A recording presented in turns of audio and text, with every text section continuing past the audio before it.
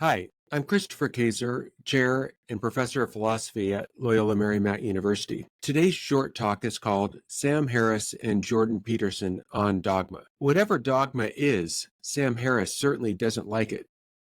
In his recent conversation with Jordan Peterson, Harris repeatedly condemns dogma, and Peterson repeatedly tries to moderate this condemnation.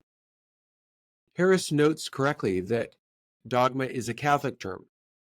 But what exactly is being condemned?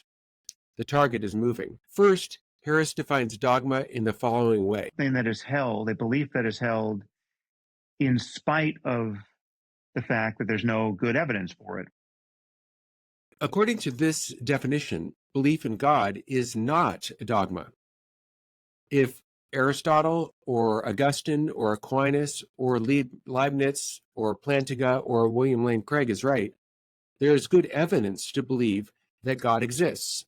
But belief in God is not only a dogma, but is the fundamental dogma of the Catholic Creed.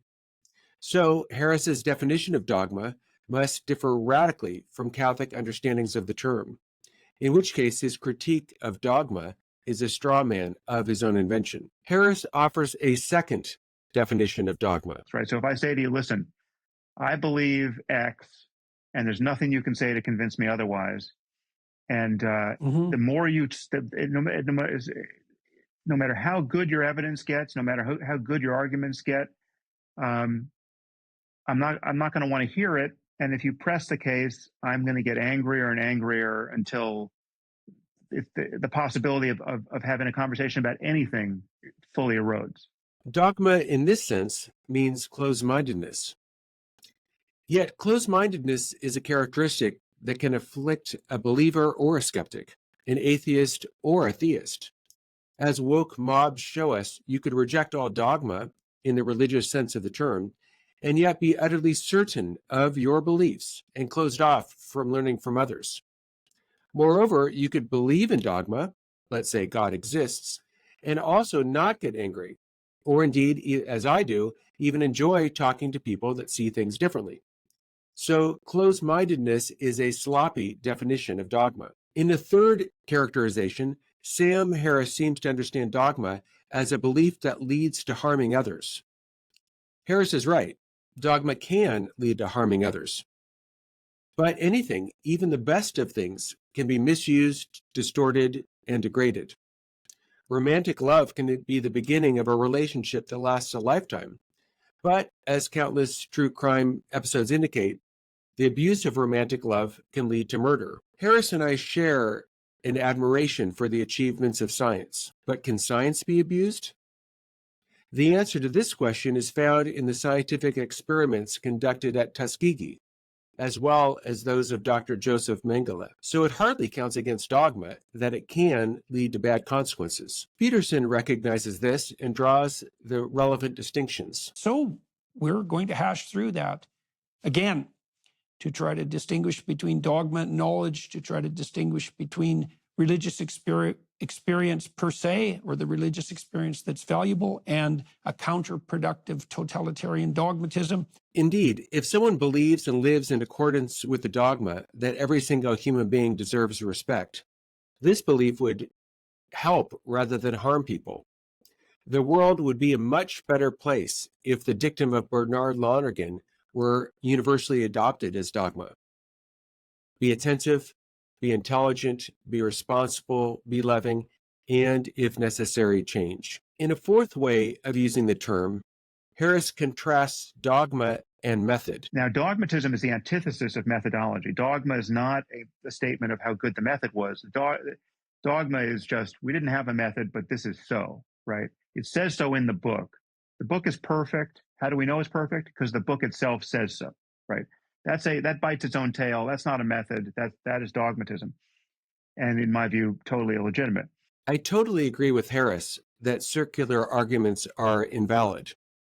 But as Carl Keating points out in his book Catholicism and Fundamentalism, Catholics are not basing the inspiration of the Bible on the Church's infallibility, and the Church's infallibility on the word of an inspired Bible. That would indeed be a circular argument. At least if his target is Catholic belief, Harris has again attacked a straw man. Harris has confidence in method, and in this too, I think he is right. But even the best method is not self-authenticating. If I have questions about whether I can trust the empirical method, it hardly helps to gather empirical evidence. If I am unsure about whether a logically deductive argument shows its conclusion, I cannot settle the matter by means of a logically deductive argument. So, as Aristotle noted, first principles are necessary in order to begin the process of reasoning. Every method must presuppose some starting points. There is nothing illegitimate or dogmatic in a pejorative sense about having first principles in science, in philosophy, or in theology. As the philosopher Alvin Plantinga pointed out, every train of argument will have to start somewhere, and the ultimate premises from which it starts will not themselves be based on other evidential propositions.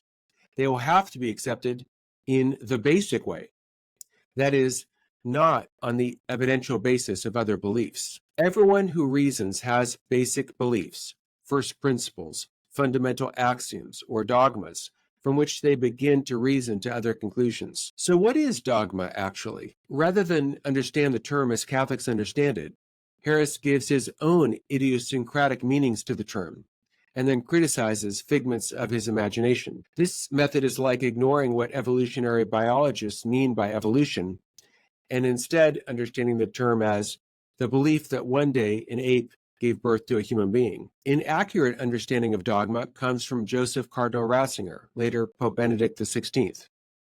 He wrote that dogma is by definition nothing other than an interpretation of Scripture. Catholic dogma constitutes the first principles or basic beliefs of Catholics, expressed, for example, in the Nicene Creed. There is nothing closed-minded, harmful, or viciously circular about intellectual activities arising from first principles or basic beliefs. Mathematicians, philosophers, and scientists all begin to reason from fundamental axioms. But despite Peterson's efforts to pull Harris away from caricatures, this sympathetic understanding of dogma was not found in Harris's diatribes against dogma. Well, that's my view. What's yours?